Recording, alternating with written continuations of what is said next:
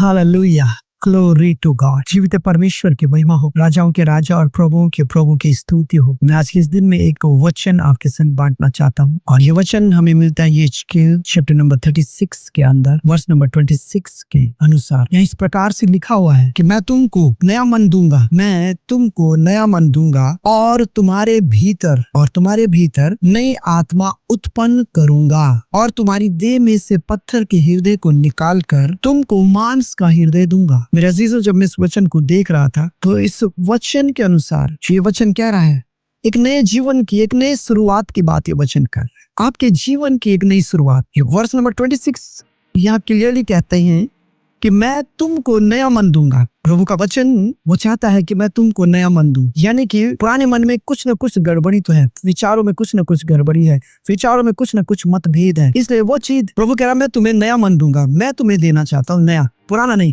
पुराने को निकालना चाहता है और आपको नया देना चाहता है। पुराना जिसमें बहुत कुछ है, बहुत खमीर है, बहुत गड़बड़ियां हो चुकी है, but now he wants to provide you a new mind. वो आपको एक नया मन देना चाहता है। वो कहता है मैं तुमको एक नया मन दूंगा। आपके पुराने मन को की बात नहीं कर रहा, वो नया देना चाहता है। He want to provide you a new, क्योंकि उसके पास आपको देने के लिए हमेशा क्या है, नया है। परमेश्वर आपको हमेशा नया देता है, वो पुराने को निकाल कर आपको नया देता है। उसके पास अभी भी उत्तम दाखरस बाकी है और वो आपके लिए पुराना नहीं, उसके पास नया रखा हुआ है और वो कहता है मैं तुम्हें नया मन दूंगा। एक नई शुरुआत वो आपके जीवन में फिर से चाहता है।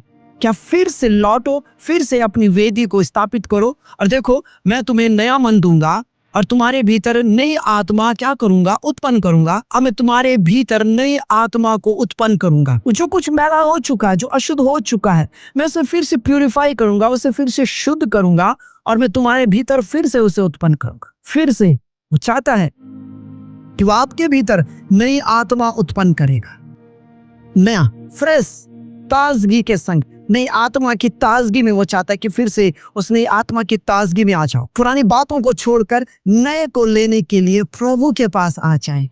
उसके पास आपको देने के लिए नया मन है।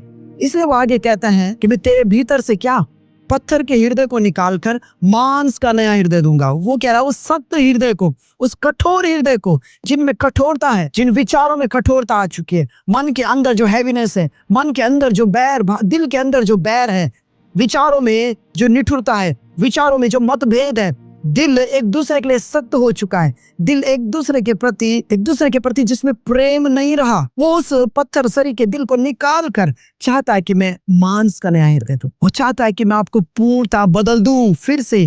बट कैसे? आपको उसके पास आना है, तभी तो ये सारी चीजें आपके भीतर प्लांट कर पाएगा।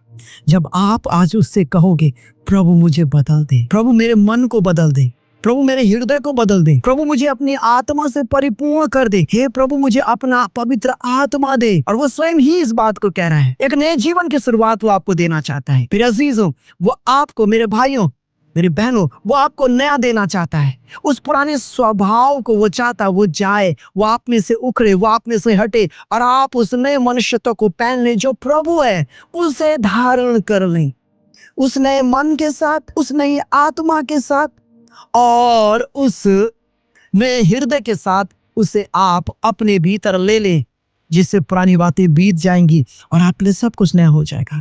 सो आज एक पल आपके पास है, इस क्षण को लीजिए, इस वचन पर मनन कीजिए, निश्चय जानिए प्रभु आज आपको नया मन, नया आत्मा आपको नए सिरे से दे देगा और आपके भीतर से वो उस पत्थर के हृदय को निकालकर आपको मांस का नया हृदय दे देगा, क्योंकि वो देने आया है।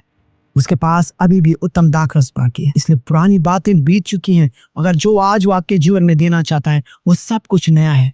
इसलिए मेरे अजीजों, उस नए को ले लें, उस नए को पहन लें और पुराने को त्याग दें, जिससे मसीह आप में जीवित रहे और आप मसीह के इच्छा में चलकर सिद्ध हो सके।